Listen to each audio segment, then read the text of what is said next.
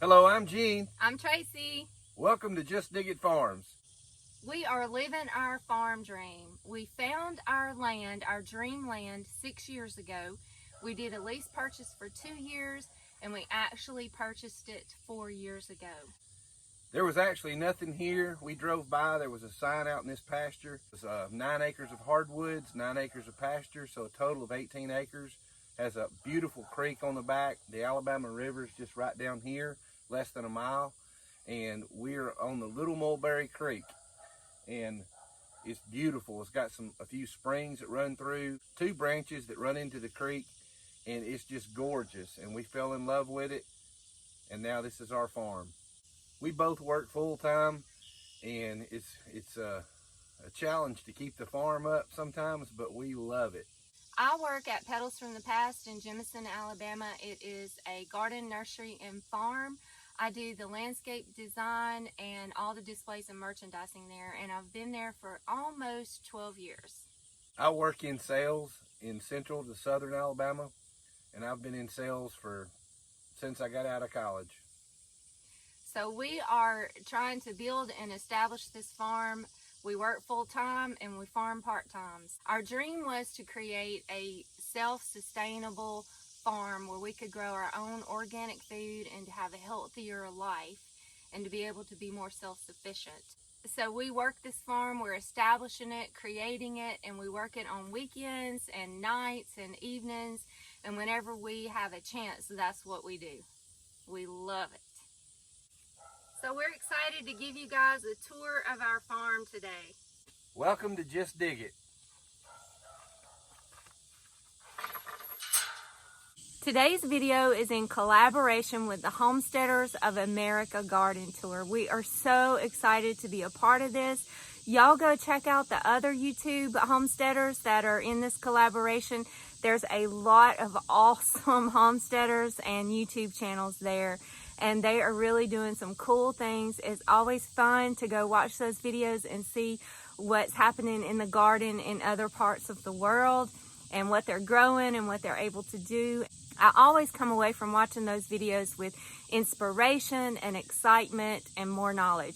So y'all please go over and check out all the other YouTube channels involved in this garden tour collaboration. It's a lot of fun. This is the gardens around the house. They're all cottage style. Roses, gardenias, boxwoods for structure, camellias, old garden chrysanthemums, catmint, arborvitaes.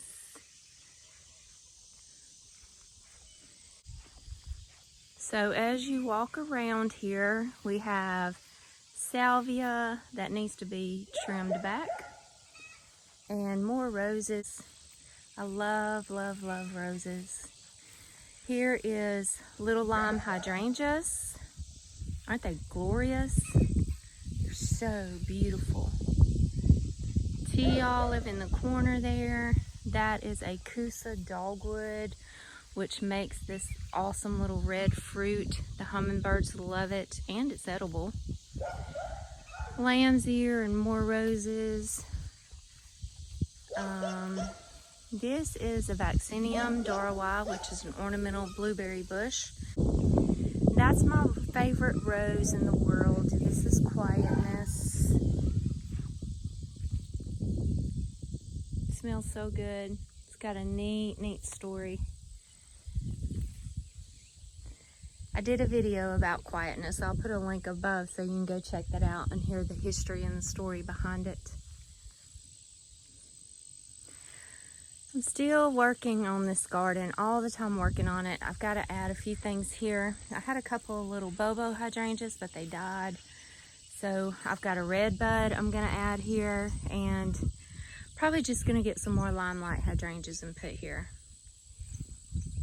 More roses, more catmint, more roses, more roses. And there is limelight hydrangea. Isn't it beautiful? I just love all these paniculata hydrangeas because they just show out when it's so stinking hot. And they're drought tolerant, heat tolerant. They're awesome. This is my Yoshino cherry tree. It's gonna be glorious whenever it gets big. And it'll create us some shade here on the front part of the house, because the front part of the house gets that hot afternoon sun. It's super hot right here. I'm hoping this is gonna create a nice shade. This is the front of our house. Our house is actually a manufactured home. It's a double and a half. We really wanted to build a farmhouse or a cabin out here, but we found this house and we just really liked the style of it, and it's built really, really well, and we got like an awesome deal on it. Really happy with our decision to go ahead and just get a manufactured home instead of spending years trying to build. And I mean, it's energy efficient, it's built really well, we love the style of it, it's the perfect size for us, so we're really glad we went ahead and did it. So my big landscape design challenge here is to use my gardens and my landscaping to make it where it doesn't appear that it is a manufactured home. We're going to put a deck from that corner all the way around and wrap it all the way around the side of the house there. So that's part of our plan for here. Directly across from these gardens is the potager garden.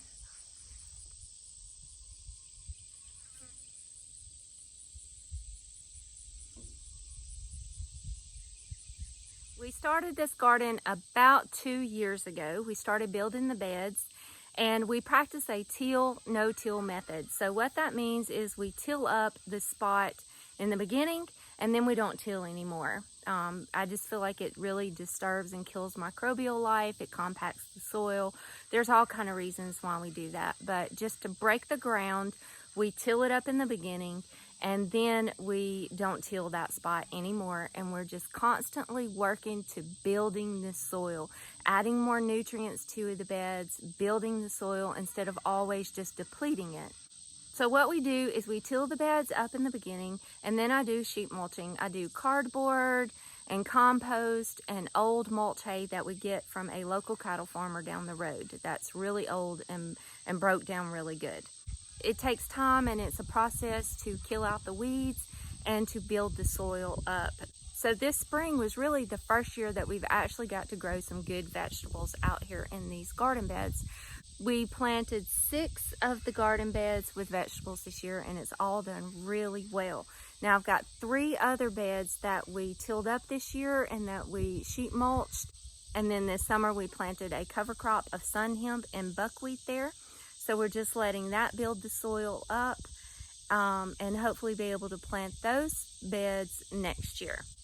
There's 9 beds that we've created out here, or that we're working on, and I practice crop rotation in those beds and also companion planting and interplanting. We grow everything as organic as possible, which is super hard in the South. We have a lot of pest pressure, a lot of disease problems because of our humidity and everything. So it is a big challenge to grow things organically here in Alabama. So to be able to grow organic, we have to incorporate a lot of those different methods like companion planting, interplanting, crop rotation, a lot of flowers and herbs and plants all amongst in the garden to attract pollinators and beneficial insects to help combat the bad insects. So there's a lot of things that go into having a successful organic garden, and we do all those things and we still have problems. We still have insect and disease problems, but it is definitely a challenge. But let me give you a little quick tour of the potager garden. Along the borders here of the potager garden is herbs and roses and different perennials that attract pollinators and beneficials. And the same thing on this side. And where you see the gates and the little post here, there is eventually going to be a fence that runs all along down that way and on this other side and all the way around the garden, because we do have deer, rabbits, armadillos, hogs, everybody. So we're going to have to fence in this whole potager garden. It's in the plan,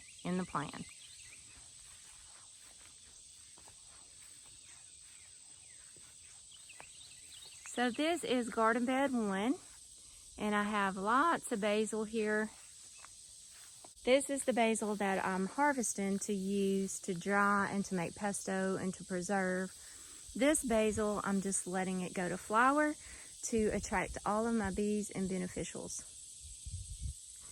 These are my tomatoes, or what is left of them. Not much is left, but there's still a few hanging on. So all amongst my tomatoes, I planted marigolds and basil. I did have onions and carrots and garlic in here too, but it's already been harvested. Here's some artichokes. I just let that one go to flower. But hopefully next year I'm going to be able to harvest some and eat them. More basil. More tomatoes. This is Juliet Romas, and I love these Juliets. And these are my sun golds, which is one of my favorite little tomatoes. Yum. Now all of this here, all the way down this side border, is my medicinal herb garden, and we just started that this year. So I've got clary sage, roses, there is lemon bee balm. These are all roses that are good for medicinal uses. They're either high in fragrance or great for rose hips. Lemongrass, anise, horehound, more bee balm, echinacea. There's a valerian, more roses, lemongrass, and echinacea. And that is mullein and marshmallow. And I've got some fennel back there. So this is the very beginning stages of my medicinal herb garden, all along this border, which is also a great attractant. All of these plants attract a lot of beneficials and pollinators to the garden. This is garden bed 2. And right now, I just pulled a lot of things out of here that was finished, but I've got more basil. You can never have too much basil in a garden. Even if you don't harvest it all, the pollinators love it. I've got okra. This is like my second succession planting of okra here. I've got okra there. That is Alabama red okra. It's so good, so beautiful.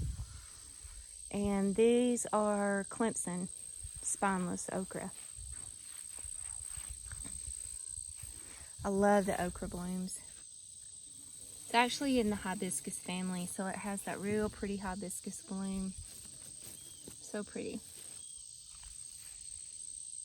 I've got peppers here, hot peppers, poblano peppers, and bell peppers.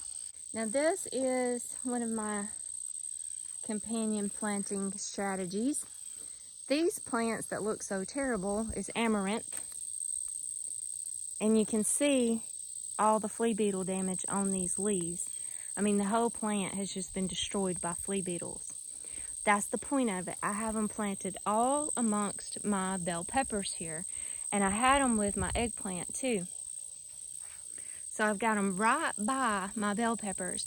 And what's happening is this amaranth plant is acting as a trap crop for the flea beetles. So they're going to it instead of my peppers. They prefer it, and they're just devouring these amaranth plant. But look how healthy my bell peppers are. No flea beetle damage. So that's working. I love it.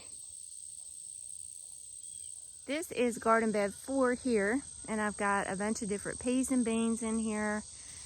And I did have a lot of winter crop in here, like kales and different things. And all of my potatoes were in here. These are my garden trellises that Jean and I built earlier this year. We went out in the woods and cut down cedar logs and built these cool trellises. We made this cattle panel archway this year. And on this one, I'm growing roses. So right now I have 2 roses, one on this side and one on the back side. It's called Rosa multiflora carnea. It's a beautiful little pink and white cluster rose, super fragrant. And on this front edge and the back edge over there, I'm going to order a Gertrude Jekyll climbing rose this fall, winter, and plant that one there. Gertrude Jekyll has to find a place in my garden. She is one of my garden heroes. This is garden bed 3, and right here in this empty spot is where I had borage and calendula, but it's all played out. So I just re-sowed some more seed for borage to get a fall crop of borage. I've got to get me some more calendula seeds. They'll do good for in fall, spring and fall here, but summer and winter, they won't make it. This is black-eyed Susan vine that I have growing on my footboard that I got in an antique sale. And my beautiful zinnias. So gorgeous. This was the Queen Lime series from Baker Creek Seeds, and I love them. I love those soft, sweet colors. This is a jungle of purple hull peas, and sweet potatoes is in there. Those are 2 good companion plants. This is just my little rolling cart that I had out here so that I could have a place to set all my gardening supplies and my tools on, and my drink. And my purple hull peas have just started taking over it, which I love it. I think it's super cool looking. There's another trellis that we built. And this is garden bed 5 over here, and I've got okra. That empty spot was finished sunflowers that I pulled out, gave to the chickens. I haven't figured out what I'm gonna put back here yet. But that is my Clemson spineless okra, and it is doing awesome. If you're gardening in the South, you have to have okra in your garden. It is a Southern favorite. More zinnias popping up. Look at all my beautiful butterfly pollinators. This is garden bed 6, and this is sweet potatoes, and that was Kentucky Wonder pole beans, and they were finished, so I just pulled all of those off, and I just reseeded more of those. I think I have time to get another crop of them. This is a little experimental for me. I think I got time. We're gonna see how it goes. I've got these 2 little center beds here, and that is my Arbequina olive trees in these containers. And you can see the fruit on there. Arbequina olive does really well here for us and will produce the fruit. So I'm excited about these. This is a super cool tree. It's gonna be beautiful when it gets bigger.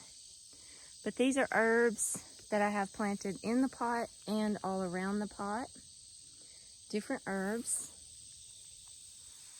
And then as you walk on through the center of the potager, here is another cattle panel archway trellis that we built this year. And on this one, I have grapes growing. So it's gonna be so pretty when that gets covered up. And another olive tree and herbs in the center of my pathways here. This is garden bed 7, 8, and 9 over there. And this is where we have our cover crop. These are our new beds that we're establishing. We're growing sun hemp and buckwheat, and they are awesome for adding nutrients to your soil. And our chickens and the rabbit and even Champ love the sun hemp. So you can see where I've been clipping it. This side I've been clipping to give to the chickens and to Amos, and I'm about to go clip some of this for them. They love it, and it's got a lot of good nutrients for the animals in it. As you walk on through here, this side is left for a future greenhouse. It's coming. A little greenhouse and a little courtyard type area here. And there's my last garden bed there. And then back here you can see all the irrigation pipes stubbed in. These are going to be little raised beds here. And I'm gonna grow my garlic and strawberries and artichokes and asparagus, perennial type vegetables and fruits in these raised bed gardens. And then as you walk on through, you get to the garden shed and the chicken coop. This is one of my most favorite spots to be on the farm, my garden shed. Jean built this for me a couple of years ago, and this is just my creative, happy space. I love it. I love to just come out here and sit in there and read. I love to pot up my plants here, my seedlings. I spend a lot of time in this garden shed. But this is my water catchment system over here with my sink. And I use this a lot. Jean made me this water catchment. It just runs off the roof here. And it's awesome.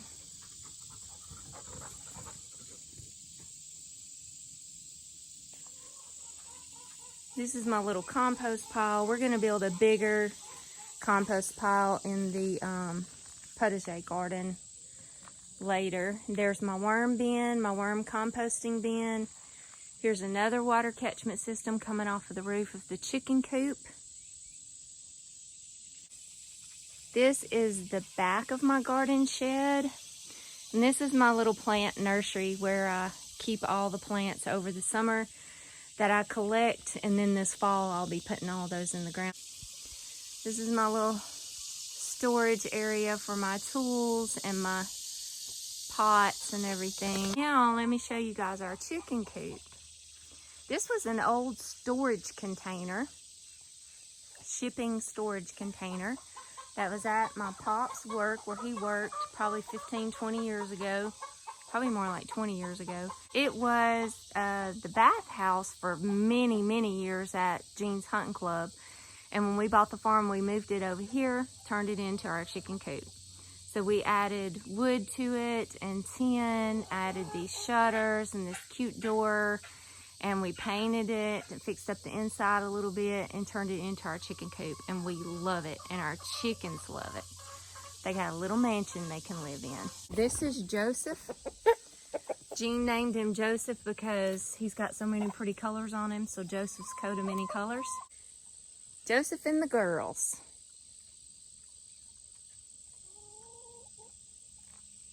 He's quite the man. Got a lot of ladies. Now, I've been cleaning out the potager garden, getting rid of plants that were finished or done, and just throwing all the debris in here and letting them just eat on it and clean off the bugs and turn it into compost for me. This is the rabbit hutch. We adopted Amos and Izzy, our rabbits, and the hutch came with them. And we're gonna rebuild this hutch and make it bigger in this whole area and make like a little play place for them and everything, but we just haven't got to do that yet. And right now I have Amos inside the house because it's just so hot out here for him. So whenever we get his new hutch and everything built, we're gonna get the solar out here and get him a fan that can run, something to help keep him cool. Rabbits just can't handle this heat. So for right now, I've got Amos in the house in a cage, and Izzy, his girlfriend, passed away a few months ago. So whenever we get this rabbit hutch built and we get a better system for our rabbits, then we're gonna get another girl and we're gonna start having baby rabbits.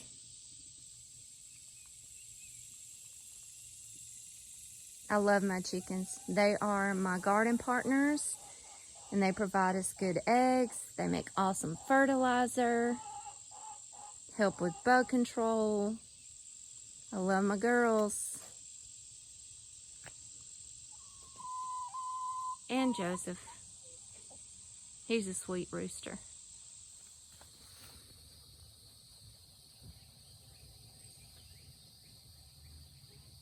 Amos. Amos. Hey, buddy. Hey, buddy. Hey, bud.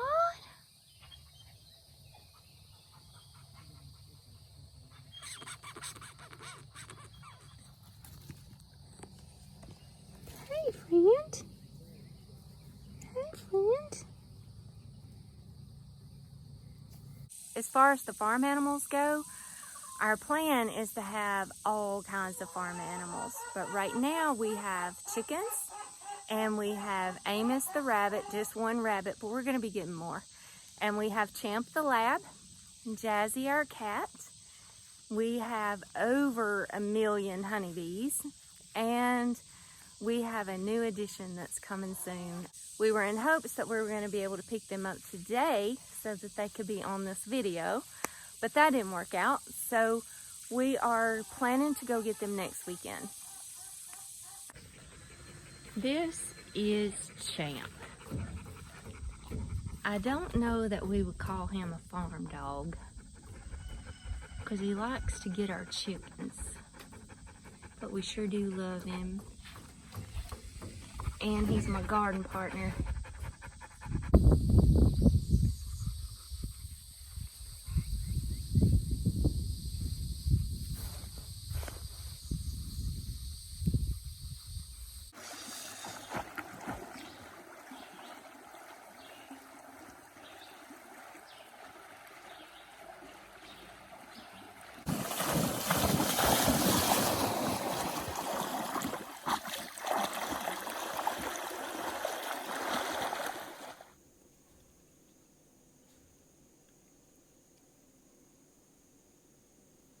Jean is building our fence and shelter for our new addition.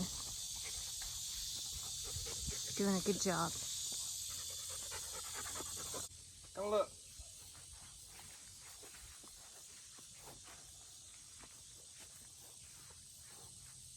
Wow. Me and my father got these cedar posts out in the woods. That was a heavy, hard job. Yeah. Got them concreted in the ground. Gonna finish putting up 10 here on the sides. I got some trim, decking wood. I'm gonna use some trim. I'm gonna try to give the little ventilation in the top up here. I'm gonna figure that out as I go. So this is our main core place that we had in mind, shelter for our animals. This is the fencing we put up. We got a 200 foot roll of wire, and I used some cedar posts, concreted those in. This is going to be the main hub for our animals. So as you can see, our gate, we have an entrance gate over here that we walk in for everyday use, and then here is where we're going to have that where we can open up. You can see where I made little strips because Champ gets lost out there and I have to keep my eyes on him. But we're going to fence in from this corner and go all the way up to our driveway by that power pole. Fence in this whole pasture and have 2 or 3 different rotating areas, because that's just the best way to do it. And we're going to have the fence system to where we can close off a certain pasture and give it time to grow. I can plant stuff and sun hemp and clover, just different things for the animals. But the main plan is to eventually have this whole all the way up through my pines across to the orchard corner in pasture. So if we want to get horses, if we want to get a milking cow, we'll just see. And if we know that we're eventually probably going to have to increase the size of this, so I can easily add to it out this way and make it double the size, or even go out. There's so many options. But right now, for what we're doing, this is going to be perfect for us. This is our permaculture orchard. This orchard is in a mess right now. We built this orchard 4 years ago. Actually, before we ever even signed the contract on it. We were still lease purchasing it, and we decided to go ahead and get some roots in the ground by faith, and we put our orchard in one September for our 25th anniversary present to each other. And it is a mess right now because we didn't have our fence built high enough, and the deer kept coming in and destroyed so many of the fruit trees. And we decided not to do anything else out here until we got the deer fence built. And Gene has been working on that, and it is a really tall fence here. So I think it's gonna work, and he's almost got it finished. So this fall, we're gonna focus a lot of time and energy in this orchard and getting it back into shape. This cardboard is stacked up here for my sheep mulching. We did build our blackberry trellis here last year, and I've got my blackberries over in my little nursery area waiting to plant this fall. They're gonna go down here. This orchard is a polyculture orchard. So it is a biodiversity of different plants. I have blueberries and raspberries and elderberries and goji berries, chokeberries, service berries, peaches, plums, nectarines, pears, apples, but all my apples are gone. The deer destroyed every one of my apple trees. Persimmon trees, jujubes, nectarines, pomegranates, figs. So it's just a big diversity of all different kinds of fruit trees. And I have different herbs and different plants planted amongst them for pollinators and to attract a lot of beneficials. This is mulberries. That is my elderberry and pawpaw patch over there. And there's my honeybees.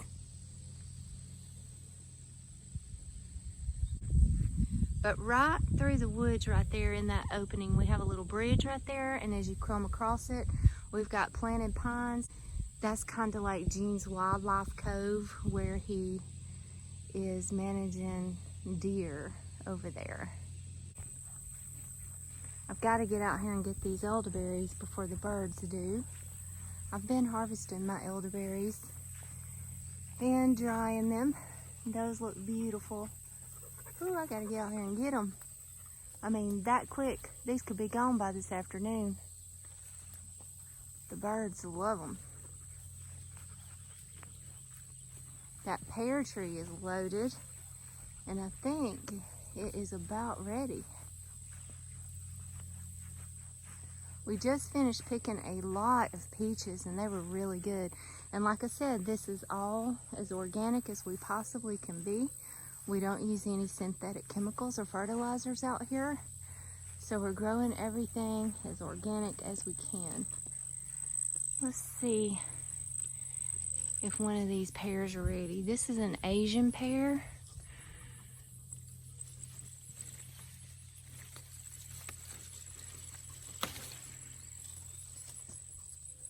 I got a lot of fig trees. I can't even remember how many I got out here. I think it's something like 8 or 9. Here's another peach tree. We got some good peaches off this one too this year. I mean, they weren't perfect. They had a lot of flaws on them.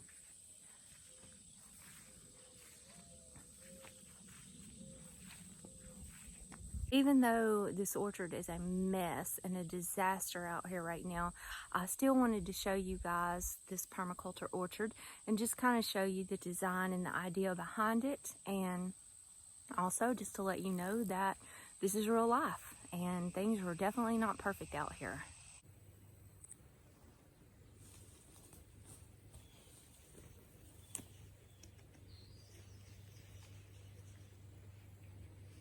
Gene and I have been keeping bees for a little over 4 years now, and we have 12 hives. We usually keep anywhere from 10 to 12 hives.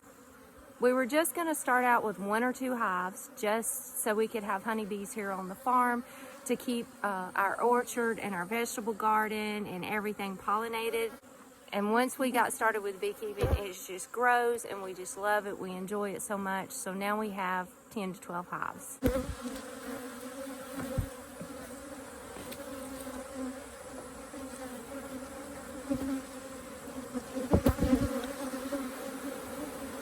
How's it look?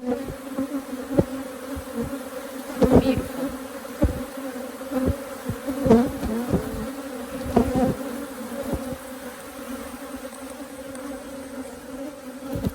We are so excited to be a part of the Homesteaders of America garden tour. I've been following Amy for a long time on her blog post and learning so much from her. And we love to watch a lot of the other YouTube homesteaders that are in part of this collaboration. We really learned a lot and we get a lot of inspiration from everybody. If you are already one of our subscribers and a part of our little community that we have going here, thank you so much for your likes and your comments. We just love you guys. If you're new to our channel, we'd love if you would consider going and subscribing to our channel and following us on our farm journey. Thank you for coming to our farm today. God bless you. We'll catch you on the next video.